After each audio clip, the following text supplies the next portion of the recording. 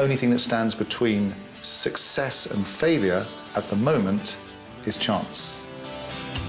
Many of us fantasize about opening our own restaurant, but with restaurants up to 3 times more likely to fail than any other business, it's not for the faint-hearted. Opening a restaurant just to make money is wrong, but it's very important that it does make money. I'm Russell Norman. After years of dreaming, I set up a series of acclaimed restaurants that now serve 500,000 customers a year in the cutthroat London market, all during the recent recession. I definitely say that there are rules to opening and running a successful restaurant. You must know your numbers, you must do your research, you must be prepared to work very long hours. Now I'm helping 6 first-timers gambling their life savings to start their own restaurants. I've got no food and I'm opening in less than 48 hours. It is work in progress, but it needs to be work that isn't in progress quite soon. From floor plans to finance and menus to marketing, I'll have to shatter a few illusions. I mean, this is cute, but very impractical. I'm going to have to show it to him. It's almost inedible. Well, what's the solution, Russell? Tell me. You get another plumber? It's exactly what you do. Each of these plucky entrepreneurs is hoping their new venture will give them a better life. You know, this is all mine, and isn't it gorgeous? Thank you. But unless they get every detail spot on, it could mean bankruptcy and personal disaster. I'm scared now. Yeah, I'm very scared. This time, Scandinavian food hits Macclesfield. 1 meatballs, 1 hash. It's pretty tasty. But with no eye for detail, We need the scaffolding down. Can we not just get another company to come and take it down? no staff, You can't expect 2 people to work 12 hours a day, 7 days a week. No. and a refusal to look at the figures, Yeah, that scares me. can this enthusiastic amateur ever run a professional restaurant? Oh, God. I'm so scared. I really am.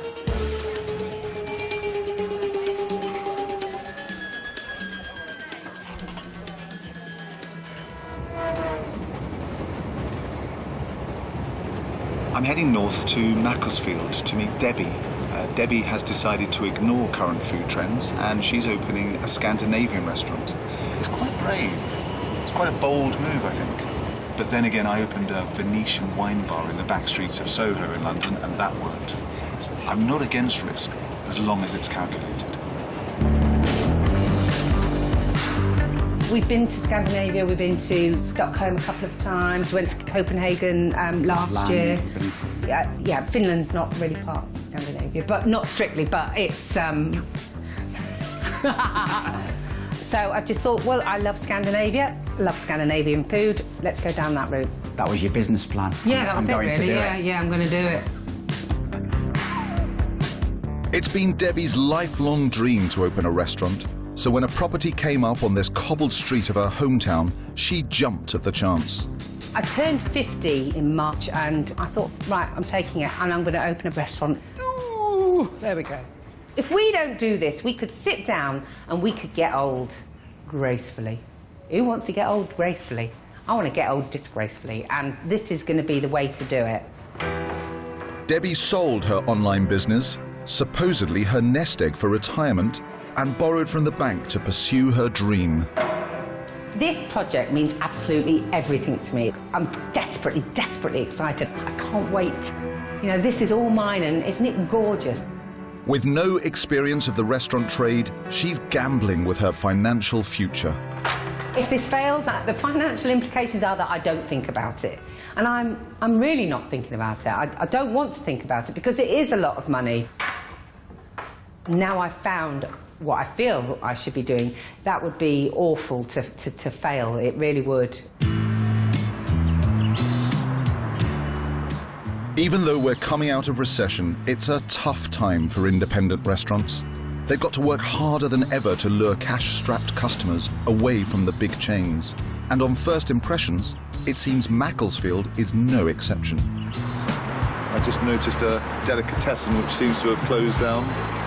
I can see 1, 2, 3, 4, 5 pubs within sort of walking distance of the station.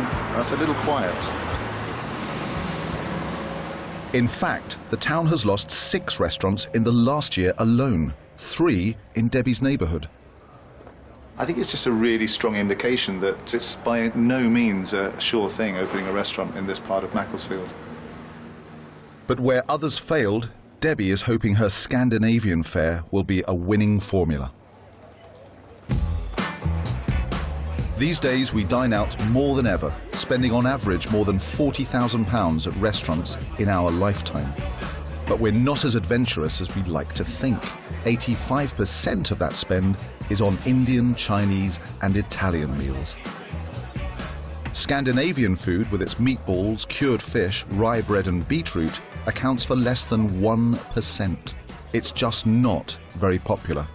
If I were to say that there was a Scandinavian restaurant being planned in Macclesfield, how would you react to that? Total indifference. Oh, really? Yes. I like Thai, I like Chinese, I like Indian. Yeah. And we're well covered for that. Scandinavian food? No idea at all? I Want to take a guess? It's a bit fishy. How do you think the town would take it? Is it fish? Yeah, yeah, some fish, yeah. Right. Do you think Macclesfield's getting more cosmopolitan? I think, no, but I think it needs to. Okay. Debbie has set herself the deadline of opening her Scandinavian restaurant in just 6 weeks' time. So today, I need to get my head round her business plan, the premises, the menu, and of course, the numbers. Hello. Hello. Oh, very nice to meet you, finally. Nice to meet you too. And this is it? This is it. This is a salt bar. Wow, it is compact. Bijou. Oh, it's bijou, is that what it is? Okay. So, can I ask a really obvious question? Why Scandinavian food? When I decided to open a bar, it just seemed natural to say, OK, yeah, let's go for Scandinavia. That's something that's a bit different. Do you think the people of Macclesfield will think that it's a bit different? I think that they will, but I think that the people of Macclesfield are really open to something new. What have you done in the past? Nothing. In restaurants, in service, in hospitality? No. Nothing at all? I worked behind a bar for about That's something. When was weeks. that? 2 weeks? Yeah. When was that? It was about 20 years ago. Do you remember anything? No. Looking around, I worry that the build won't be finished in 6 weeks, so Debbie had better be further down the track with her food. Do you have your chef already? I do have a chef already. I found him on Gumtree. Oh, did you? Fantastic. I googled Swedish chef, which you can imagine that I had Muppets. Lots and lots of Muppets come up. Debbie's Swedish chef isn't due to start work at the restaurant until a fortnight before it opens, so husband Bob is bringing over a couple of the home-cooked dishes she hopes to put on the menu. What do we got here? OK, so first of all we have a bit of a squished open sandwich on wholemeal and oat bread that I made myself. You baked yourself? I Fantastic. baked myself. Smoked salmon, radish, creme fraiche and lots of lemon. A little roe as well.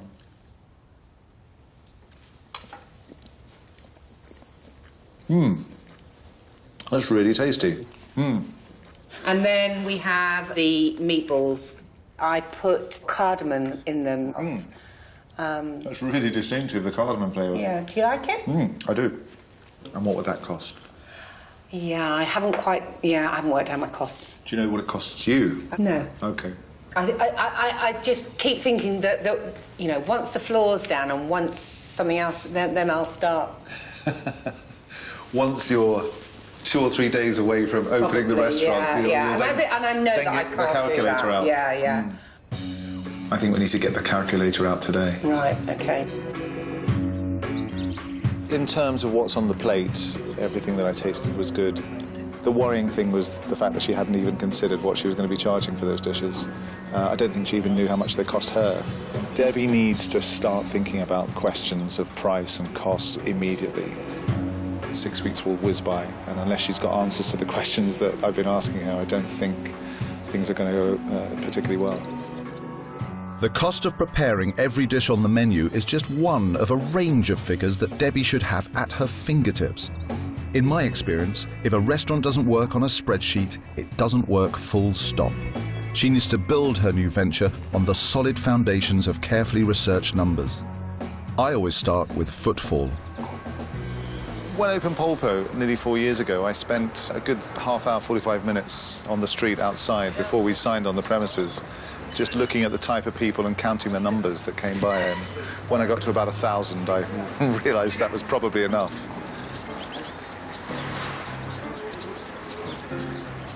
It's not Piccadilly Circus. There doesn't seem to be a business community here. There's not really much in the way of footfall at all. Without a high volume of passing trade, the restaurant will really need to succeed as a destination. So Debbie shouldn't assume her restaurant will be full every day of the week. So this is the business end of the site, I suppose. This is the space that'll be full of customers.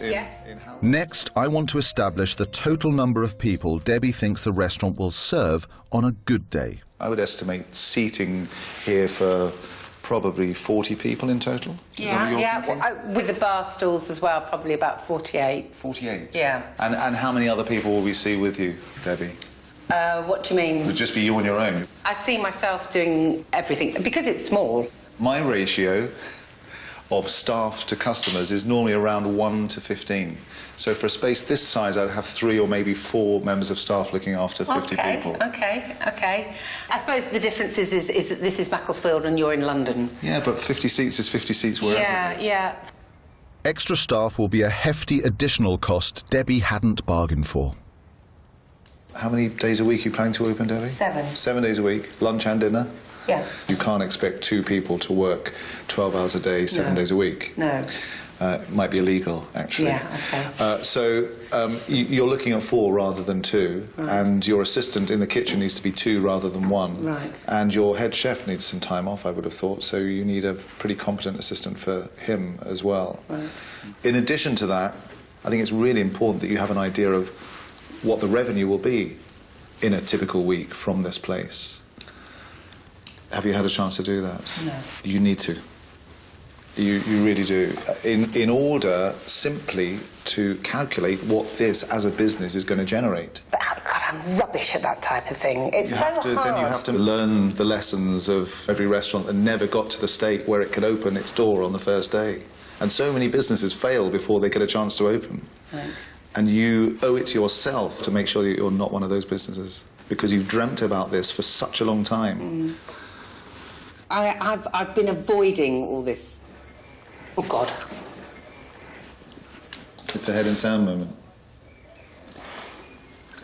At the moment, you have a business that could succeed when it opens in 6 weeks' time, but could fail. And the only thing that stands between success and failure at the moment is chance. You're in a situation when you're going to leave it to chance. Yeah. And it's just not good enough. It's a harsh reality check for Debbie, but you can't run a business on enthusiasm alone. If she keeps on ducking the finances, she could lose everything. There's an awful lot to do here. Over the next 6 weeks, Debbie needs to motivate the builders, recruit staff, finalise her menu, and pin down her costings.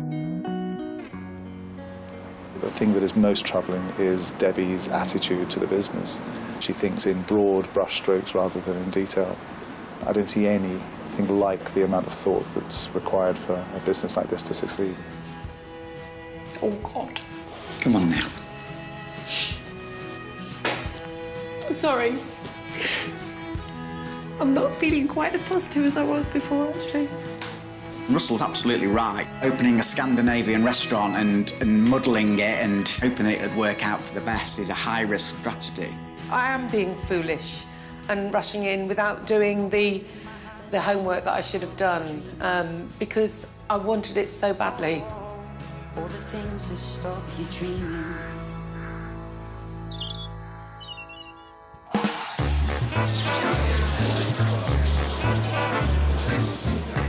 I've set Debbie some homework on her numbers, but for now, I want to focus on her menu. With such a niche offering, Debbie needs to know for sure her Scandinavian food isn't a step too far for the people of Macclesfield. When you're opening a restaurant, it's essential to stick to the sort of food that you love and that you are passionate about. But it's also vital to do your research and to make sure that other people share that passion. If there's no market, there's no business. At my restaurants, we constantly monitor the popularity of every dish so that we can weed out any duds. You can do the eggs a bit softer, Ray, that would be great. To give Debbie a head start, I've arranged for her to road test 3 of her dishes at a cafe in town. Hello. Hi, how are you doing? I'm very well. How are Nice you? to see you again. You too. You're looking fresh-faced. So this is your kitchen for the day. It is indeed. And what are you preparing today? Potato and egg salad with buttermilk dressing. We've got meatballs with mashed potato, and then we've got the Swedish hash with fried egg. That looks really good. There aren't many business owners that get the opportunity that you've got to road test their dishes before they open a restaurant. So it's unique, really. It's an opportunity. I've never been able to do it. Well, I'm dreading people saying that they don't like it. Meatballs and sauce. Meatballs. First order. And the meatballs. OK. As the cafe fills up for the lunchtime rush, there's one dish in particular that's showing signs of promise. Can I have the meatballs? 1 meatballs, 1 hash. Thank you. You're having the meatballs? And the meatballs. What made you go for the meatballs?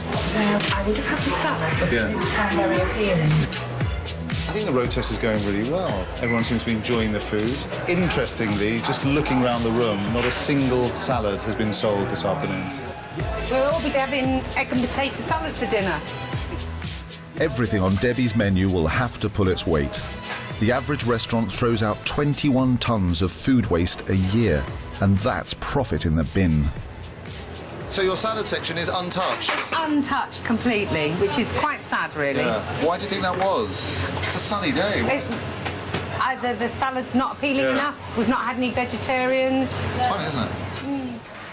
As the customers finish their meals, I'm keen to hear how the best sellers went down.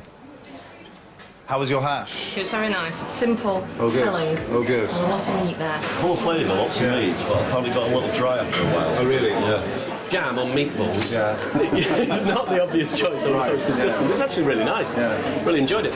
With the lunch service over, it's time for the final tally. It was 1 salad. 10 hash. 10 hash. And I think there's 15 meatballs. 15 meatballs. I thought what we should do is just go through the feedback. OK, go on then. Let's hear it. So this is the hash. Yeah, a little dry after a while. There were a couple of comments along the same lines. Meatballs. Hearty meal, filling, interesting jam. OK. Very well presented, nice and tasty. Love the ligonbury jam, and another tick for the meatballs. I mean, wow. The plates that we were bringing back to the kitchen, you probably didn't see. No, I didn't. I did, and I don't think there was a single meatball plate that came back with anything left on the plate. People in Macclesfield are clearly much more inclined to go for meatballs over other dishes and wonder whether there's an opportunity on your menu for an expanded meatball section. That's definitely something that I would think about. There's a real opportunity here. If Debbie's restaurant is going to draw customers in despite its sleepy location, the food must have a strong and marketable identity. It all hangs on getting her signature dishes just right. The Salt Bar needs to be known for its meatballs. It needs to draw people in with its fantastic selection of 6 or 7 meatballs with interesting ingredients, with a definite Swedish accent. Debbie needs to listen to her customers and start working on new meatball recipes. I need to move on and look at the layout of her restaurant. Being inventive with design in such a small space is going to be crucial. I've opened many restaurants in small spaces. It can definitely be done, but it just requires creative thinking. You need to make sure that you maximise your covers, but you also want to make sure that the customer experience is as good as it can be. Kitchen here. Very small kitchen, actually. OK. But hoping to make the most of the area. The space for Debbie's kitchen is tiny, and that's without any equipment. A challenging kitchen, I have to say. Yeah. It's one of the smallest I've seen. It's, as far as I can see, sealed. What do you mean by... Oh, yes. So there's no extract, there's no... Oh, there will be. No, we have a chimney area in the corner here. OK. Even with an extraction system, this small space will be very hot and very tough for the kitchen staff. We need to find a solution. This kitchen is hidden behind this door. OK. And when the doors close, you don't really know it's there. No. And what I noticed, Debbie, is that this wall is pretty much plasterboard. Okay. It's not supporting anything. Okay. And it hides one of the features, I think, of your restaurant, which is the kitchen, making these amazing Swedish, Norwegian, Danish dishes. Okay. And you take out this section here so that you can see through to the drama and the theatre of what's going on back of house. I really like that idea. But I've noticed there's a bigger issue with this kitchen space that only someone with no restaurant experience could have overlooked. Storage? There's no storage. There's no storage. I'm not talking about, you know, where you put your spare chairs and stuff like that. No, Where would you put your food? wine, yes, Wine and, yes. yeah. I do have a unit that's just a 5-minute drive away. Not ideal. I think the answer is staring us in the face. You've got a big space back here with 2 big loos. Right. And no storage. You've got to have 2 loos. No, you don't. Yeah, you do. Men and ladies, it's revolting. I'm sorry. It's revolting. You've got a very small space here. I can't bear the thought. Come with me. Okay. It goes all the way back here. And what I'm assuming you're planning on doing is putting one of the loos here with a door at the front here. Yeah. And then having all of this space here as lobby. Is that right? That's right, yeah. I would suggest you draw this and you take out all of these and you just look at the whole space as it is, because it's a big space. Okay. You don't have any storage and you've got a massive loo. I just think that, you know, you put those 2 statements together and the solution presents itself, I think. I'm not going to back down over the 2 toilets. It's not nice for women to have to share with men. You can be revolting objects when you're drunk. It's as simple as that. Really? Okay. A week later, and I'm relieved to hear that Debbie is following through some of my suggestions for the layout. How exciting. Proper building work, our building work being done. She's opening up the kitchen. And despite not budging on 2 separate loos, she's planning to shift one forward to create some storage space. So she can calculate her takings, I've asked her to plot out the number of covers. But that's revealed some shocking news. Originally, I had worked out that we could get 50 covers. Now we've done it properly, we can only fit 32 covers in. For a restaurant of this size, that could be close on £3,000 less a week. The difference between success and bankruptcy. Without a detailed business plan based on realistic estimates, she's racing ahead blind. Russell sent me a copy of this spreadsheet to work out my sales assumptions. However, in order to do that, he asked me to work out my menu so that I could work out my menu costings. He asked me to work out the staff rota so that I could work out the staff salaries. And unfortunately, I've not finished any of them yet. Debbie has got to make time to do her figures. Until she does, she's gambling her business and her future prosperity on nothing more than inexperienced guesswork. As well as moving forward with her numbers, Debbie needs to keep refining her menu. I think her meatballs are her unique selling point. So to help her develop this section of the menu, I've brought her to Stockholm. What Debbie's offering at the moment at the salt bar is a little bit cliched. It's obvious, and it ticks the boxes that you'd expect a Swedish restaurant to tick. It's not just enough to present a theme park version of a city or of a cuisine. It's really important that Debbie puts a lot of herself into it, because it becomes more interesting. To replace her unpopular egg and potato salad, Debbie's created a new vegetarian meatball. And to put it to the test, I'm taking her to 19 Glas, a restaurant in the heart of the Old Town, to work with friend and top chef Ole Taxson. What's your understanding of the classic Swedish meatball? The classic Swedish is just pork meatballs, yeah, boiled potato, cream sauce, and lingonberries, and that's the way we know it, and that's the way you eat it in Britain, at IKEA and in the States, and wherever you go, really. And that's your understanding as well, isn't it? Yes, yeah. Meatballs is what it is, and people left it alone. I don't really know why. If Debbie can win over the gastronomically conservative locals with her twist on their beloved national dish, it'll give her restaurant a real seal of authenticity. It would be great if you could create that dish for us in Ollie's kitchen, and if it passes muster, maybe even get it on the menu for Ollie's customers at lunchtime today. What do you think about that, Debbie? Debbie's creation is made from chickpeas, spinach and parmesan. How does it taste? Nice? No, I think it needs a bit more cheese, personally. On a restaurant menu, vegetarian dishes are essential, and they need to be just as carefully executed as meat dishes. It looks like it's holding. Does it? To make his margins, Ollie needs to charge €15, so he won't put it on his menu if it's not up to scratch. So what do you think? I'm glad to have it on my menu. Excellent. We'll get on with it. Yeah. Well done. Yay! I'm delighted with that. Very good. You better get rolling. Yeah, Come on. yeah. It's nearly lunchtime. You're not going to nick my recipe, are you? No comment. Once again, Debbie has impressed me with her cooking, but she needs to develop an eye for detail.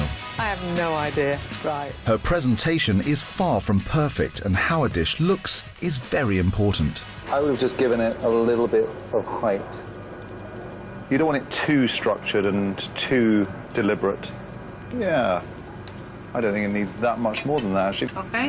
When you need to communicate to a new member of staff or a trainee how you want the dish to look, there is no better way of doing it than showing them a photograph.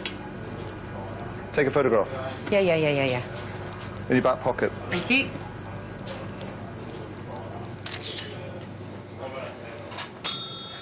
So this is the chickpea and spinach meatballs. What do you think? It was delicious. Oh, good. Oh, really? Delicious, but not meatball. No, not a meatball. It's very good. Oh, good. So that's a thumbs up, yes? Yes, Thumbs up. I shall tell the chef. She will be very pleased. Thank you. Nice plate as well. Oh, nice presentation. Yeah. Oh, she'll be doubly pleased. I think they were a little bit too soft. Okay. They could be a little more solid. The flavor was good. I like the flavor. It's good to get inspired by travel, but I wonder what impression this trip has made on Debbie. In terms of its menu, do you think that the Salt Bar is going to be a modern Scandinavian restaurant? I do now. I'd actually gone out and bought 20 Scandinavian cookbooks. Yeah. Spent the whole time flicking through them. And they were all traditional recipes? Yeah, they were all traditional. Yeah, so the gravlax was there, the meatballs were there. But I think that I was being too formal. And I think that because of what I've learned today, I can make changes to the menu and feel confident about going forward. It's good, isn't it? It is. Today's been a great day. Isn't it? Yeah, absolutely.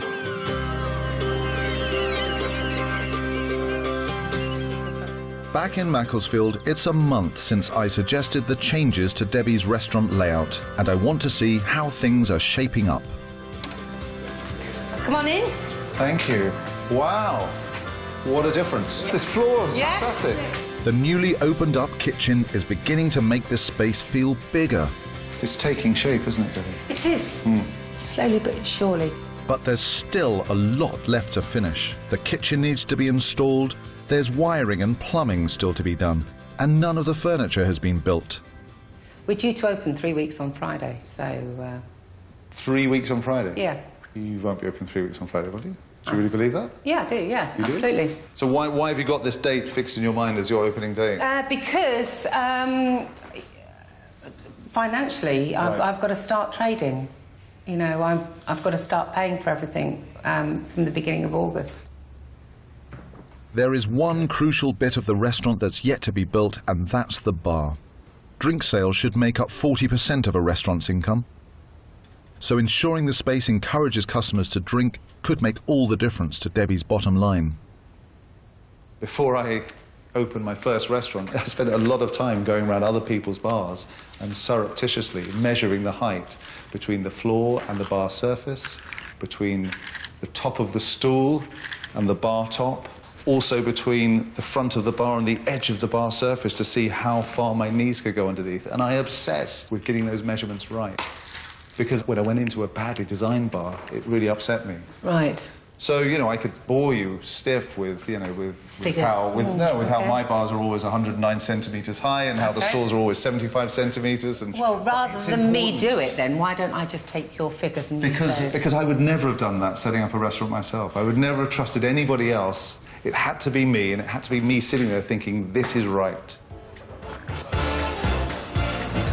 I want to encourage Debbie to start obsessing at this level of detail for every aspect of her restaurant. I try to imagine my customer's experience from walking through the front door at the start to leaving the restaurant at the end. And then I plot every point along that journey. That then becomes my template, and I use that to ensure consistent customer service. With just 3 weeks to go, Debbie has yet to hire any of her staff, leaving precious little time to train them. If she's going to avoid poor customer experience, she'll need a rigorously detailed sequence of service. Hello there. To help her create her own blueprint, I've arranged for some guinea pigs. What I'm going to do for the first point of your sequence is greet and seat. Okay, there's the menu. The special of the day is on the board because I'll get you some water. A glass of water. What you've done by offering a glass of water and a menu is you've bought yourself some time. Okay. Time to greet the customers that are coming through the door, to sit on a different table, whatever else it is. It's quite hospitable, isn't it? Yes, it is. It's like, here's something to read and here's something free before we even start. Yeah. Over to you, Debbie. Can I take your food orders, ladies? Yes. A ham oaten sandwich, please. Okay. Can I have the vegetarian meatballs? Okay. And would you like wine with your meal? Shiraz, please, thank you. Okay. Okay, and stop. Something you need to think about. Do they need their menus anymore? Oh, yeah, sorry. What next? What's on the table? The water glasses?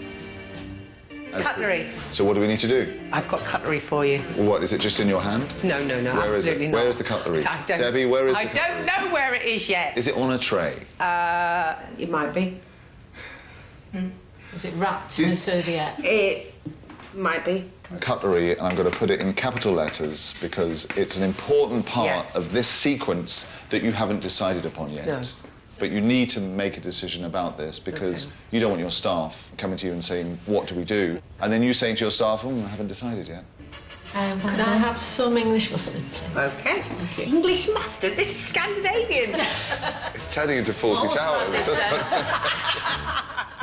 And as her customers finish up their pretend meal, How was everything? Oh, everything was OK. Debbie's got a 13-point sequence of service that should enhance her diner's experience from start to finish.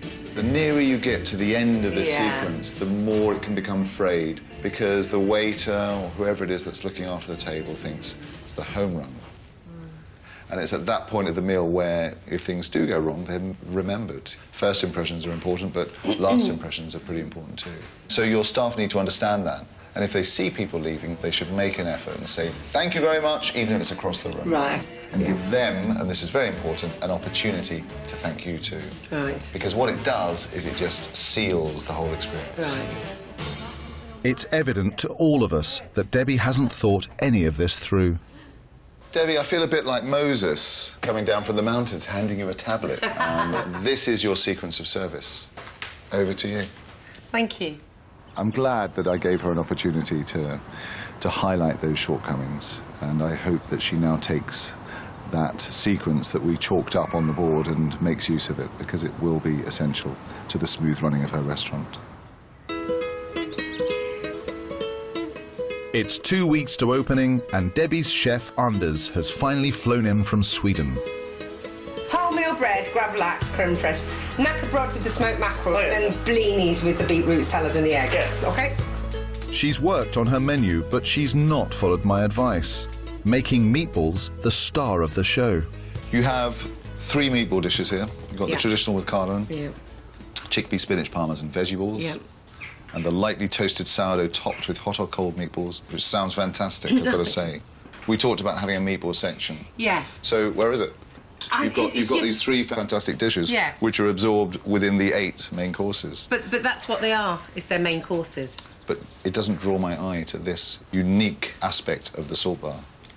And by putting it in a little box within the main courses still, it's a trick that a lot of restaurateurs, operators use all the time. It waters down the main courses, because No, it we doesn't. haven't got that many main It courses. doesn't water them down at all. How do you do that? You've got main courses. How can you put meatballs under main courses? You put it in a box. Right, oh, OK. Oh, that sounds clever. Ah, The thank box you. in the meatballs. Very good. OK. It's 2 against 1. Oh, no, I'm with you. Now you've said box. OK, I understand that. God, that was hard work. When I first met Debbie, she had no idea how much one of her dishes cost to make. Her prices look reasonable, but I just hope they've been properly calculated. Did you talk to Anders about the cost of ingredients? No, we haven't costed ingredients yet. Okay. No. I feel like tearing my hair out. I don't think I could have stressed the importance of costing ingredients any more. This is financial madness. I mean, there's a chance There is that absolutely you're going to be chance. selling a dish at a price that means you're not making any money. Yeah. There is also a chance that you will price a dish so low that it's actually cheaper for your customer to buy than it was for you to create it. Yeah, that would be a nightmare.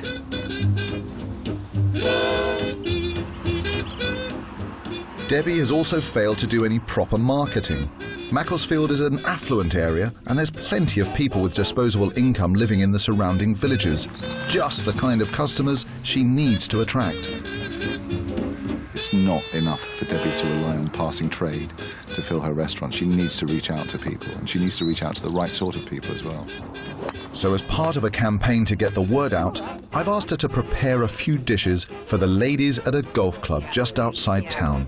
We were talking earlier, Debbie and I asked her about her ideal customer, and she said somebody with taste, discernment, sophistication, charm and intelligence, which has brought me directly to the Avro Golf Club.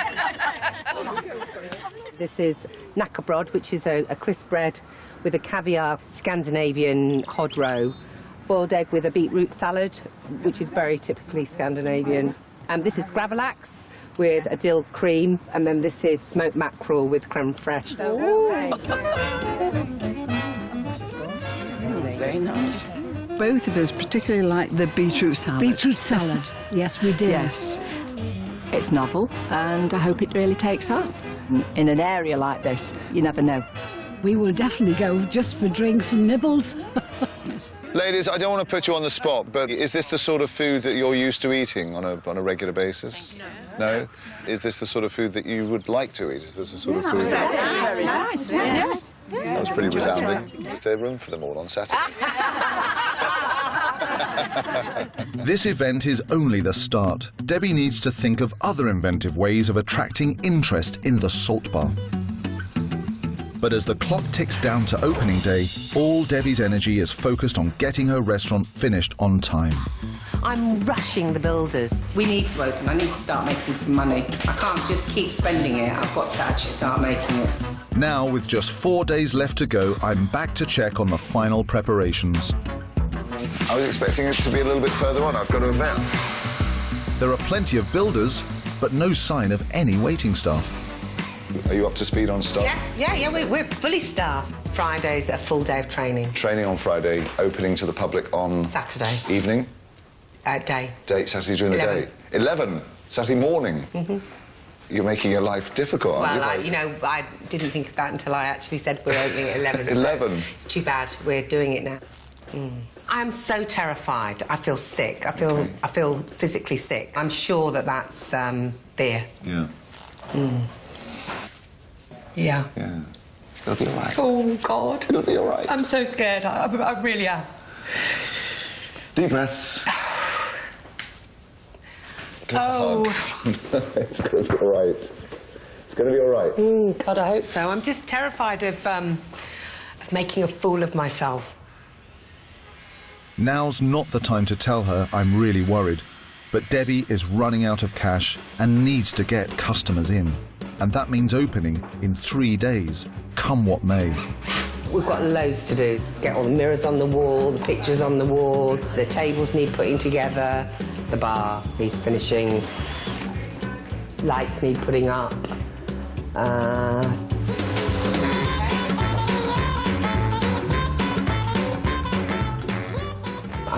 tired, long nights, early mornings, up at 5:30 this morning.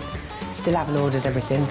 Unbelievably, Debbie has still not done her costings and has no idea of her overheads. But this is just one of her many worries.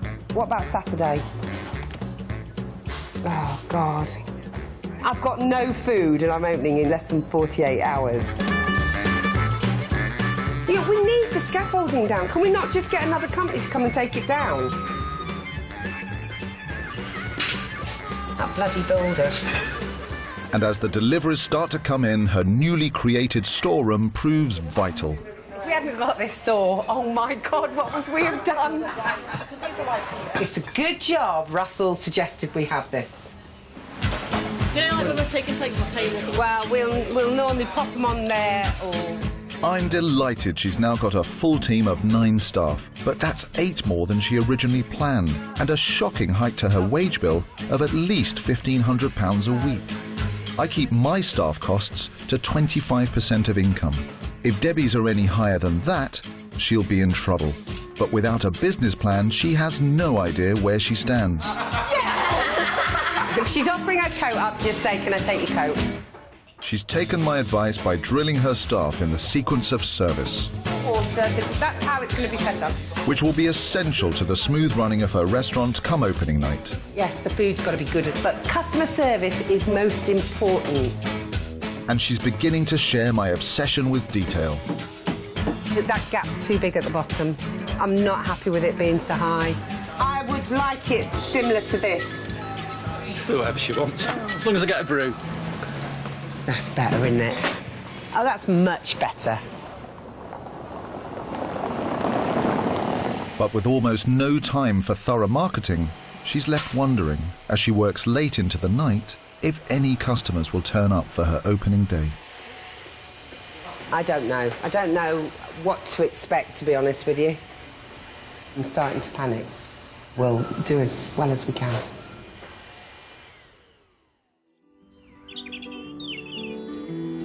Today, Macclesfield gets its first Scandinavian restaurant.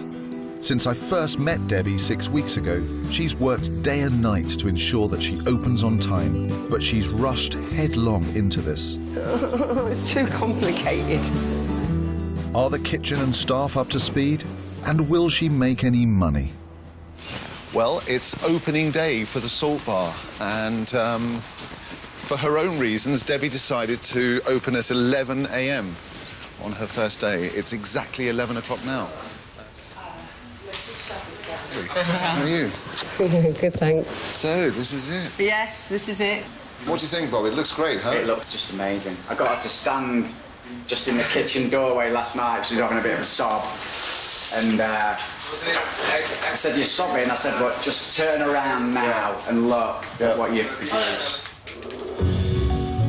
Remarkably, in just 6 weeks, Debbie has transformed this small space into a light, airy restaurant. The open kitchen and bar area is a dramatic focal point. The nods to Scandinavia are both subtle and charming. Debbie has spent £40,000 on setting up, and with her initial investment all gone, she needs this restaurant to turn a profit from the start. It looks like a restaurant, doesn't it? It does. It's a real restaurant. Yeah, absolutely. Absolutely. How does that feel? Yeah, I'm delighted. Absolutely. Do you like the fact you can see the kitchen? I do, yeah. I love it. Yeah. The noises of the kitchen add to the theatre, the arena working environment. Yeah. That's a nice height, isn't it? Isn't it? Yeah. Where's your tape measure then?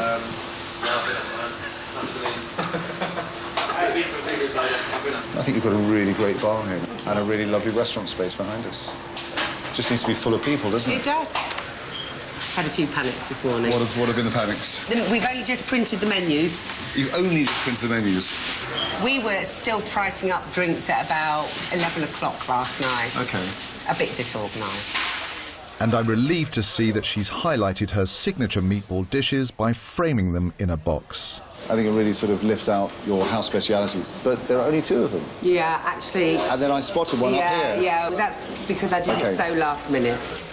I'm just praying that in the scramble to get open, Debbie hasn't forgotten everything she's learnt about customer service, presentation and food.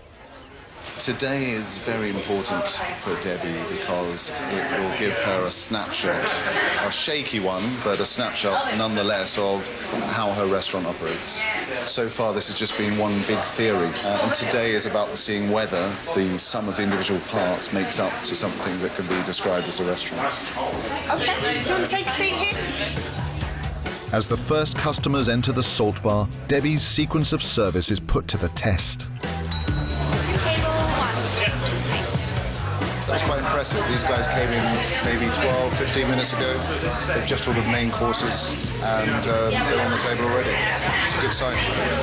And with her restaurant filling up more quickly than she expected, head chef Anders and his team are under pressure to keep up with the incoming orders. It feels productive and it feels energetic. It feels, it feels like a proper working kitchen. Yeah. Even though you've only been open a couple of hours. Yeah. But do the customers think the food is any good? In terms of what you ate today, it was all... Yeah, it was delicious. It was just like home. So do you have a connection with Scandinavia? Yeah, I'm Swedish. Ah, there we go. Okay. We're already booked in for your birthday. You're already booked in again? Yeah, booked in for 11 people. Wow, 11? Yeah. Oh my goodness. Lunchtime has been busy, and it's also fully booked for the evening. But there's a problem that has slipped through the net. This is Debbie's diary. It's her bookings page as well for tonight. But one thing I notice is that everybody, without exception, is coming at 8 o'clock. What do you say when they ring up and they say, I want a table at 8 o'clock? You say, yes, of course, but could I ask you to come at 7:45? Right, OK. Just to help these guys in the kitchen, because they're going to feel it more than anybody else. Right. Because what they're going to get is they're going to get 22 dishes ordered simultaneously. But also, if everybody arrives at the same time, then they're going to experience delays. Would it be possible for me to ask you to either come in at 7:45 or 8:15? Come to your table. With a completely packed restaurant, Debbie and her staff have their work cut out to ensure a smooth first night. But at least now, with staggered bookings, they stand some chance of coping. Service was very friendly, great welcome, little up and down, but we got there in the end. How's things with your meal? Good? The meal was superb. Just walked round the corner and discovered it. It's lovely. It's just so nice and it's really buzzy. You know, the kitchen, how fantastic. And they're coming out with these fantastic dishes, way better than I ever thought.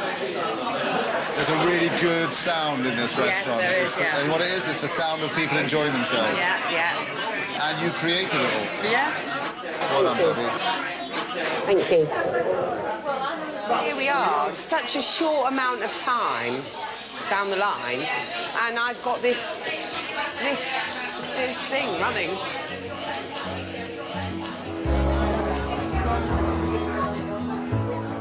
The journey that Debbie has made so far has been towards today and towards opening the restaurant.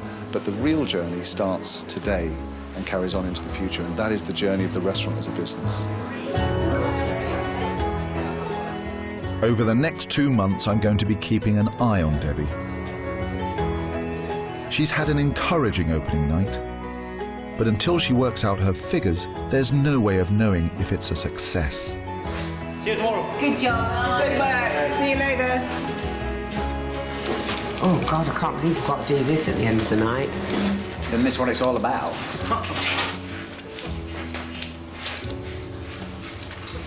£1,300 for a whole day with all the staff. £100 an hour, isn't it? Because you've been open 12 hours. Yeah. When you say £100 an hour, that doesn't sound enough, but then, I don't know whether it is or not. Yeah, that scares me. And so it should. Until Debbie establishes her costs, she runs the risk of serving food to a packed restaurant every night, but losing money hand over fist. But in the days that follow, every spare moment she has is focused purely on keeping things running. It's 8 in the morning. I got to bed at 1 last night, so I'm pretty tired. She's the first one in every day. Caster sugar. Yeah, just in case. That Greek-style yoghurt's okay, isn't it? The Greek. Yeah. As the business owner, she's taking a far more hands-on approach than she should. I have to go to the shops every day for fresh stuff, you know. It's horrible when Anders has a really busy night and then we're desperate for everything first thing in the morning. Shop, shop, shop, shop, shop, shop. Dash, dash, dash, dash, dash. Her decision to open the salt bar for 12 hours a day, 7 days a week, is starting to take its toll. I can't go home and relax. It's not when I should be here. I feel like I should be here. I know from bitter experience that this sort of relentless hard work can be soul-destroying. It's certainly no way of getting to grips with big underlying issues like finance.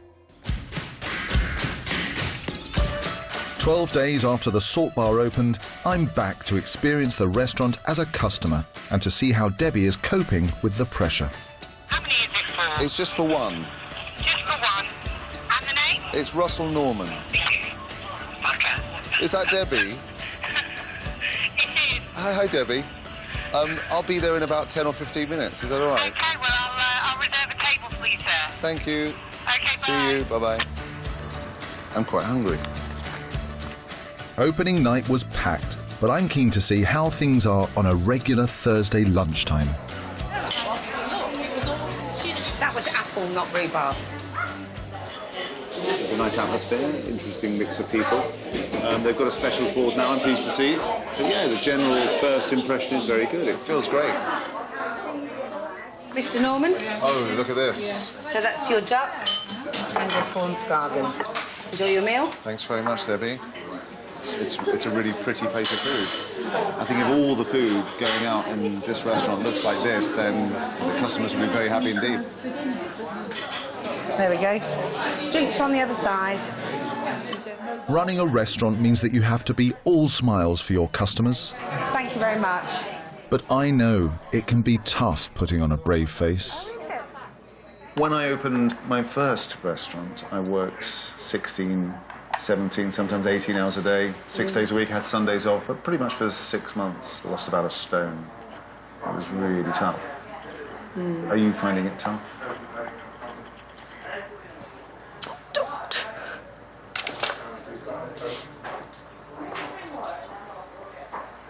Are you finding it tough because it's long hours? I'm just tired. Is it just that you're not getting any breaks? Are you not getting any I know support? I'm getting some breaks. You know, the staff are brilliant, but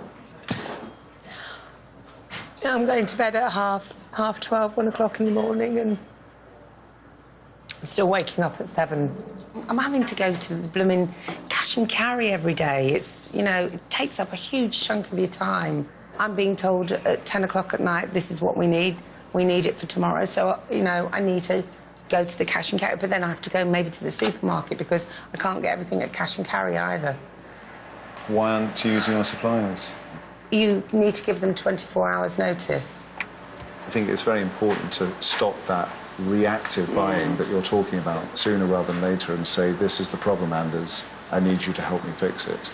And it's really up to him and his kitchen team to make those intelligent predictions for you so that you can place the orders. And if they're wrong, then adjust them.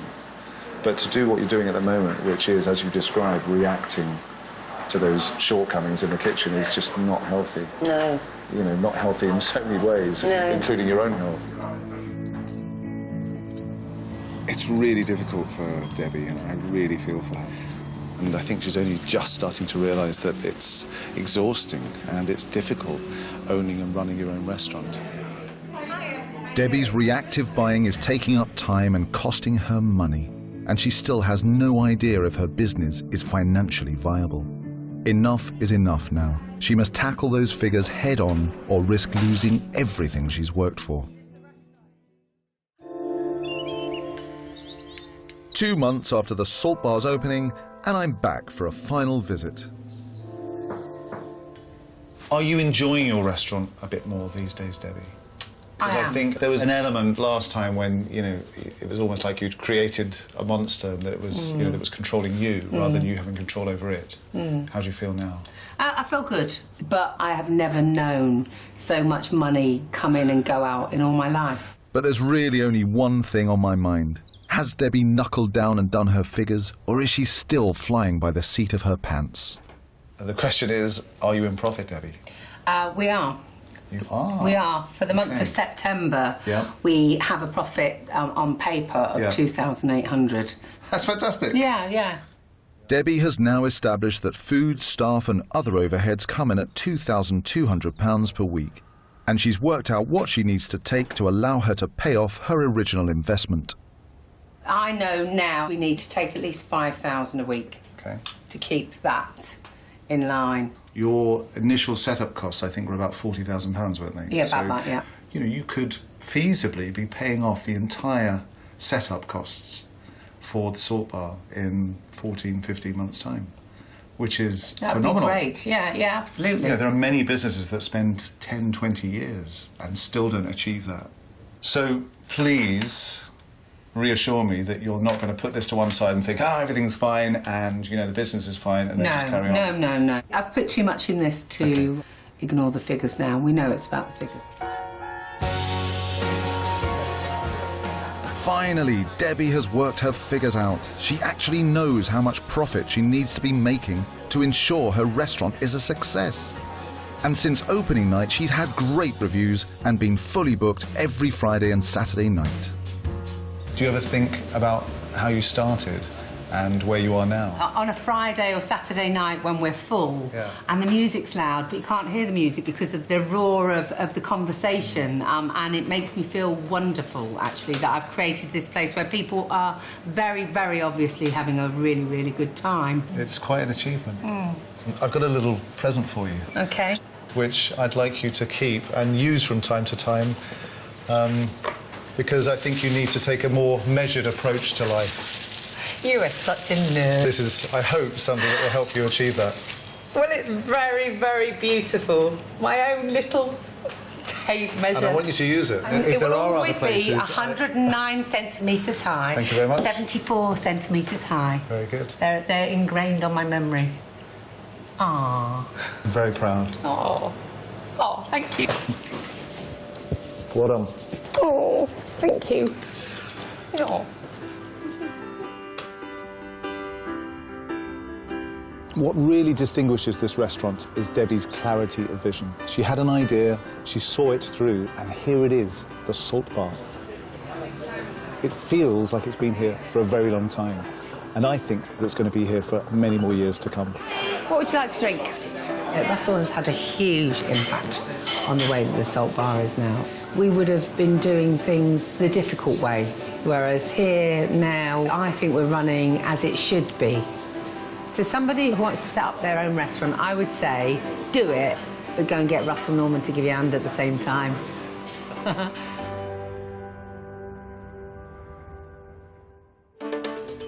Next time, I'm helping Tony bring his family-run Italian restaurant to Gravesend. You should have been here at 10 o'clock.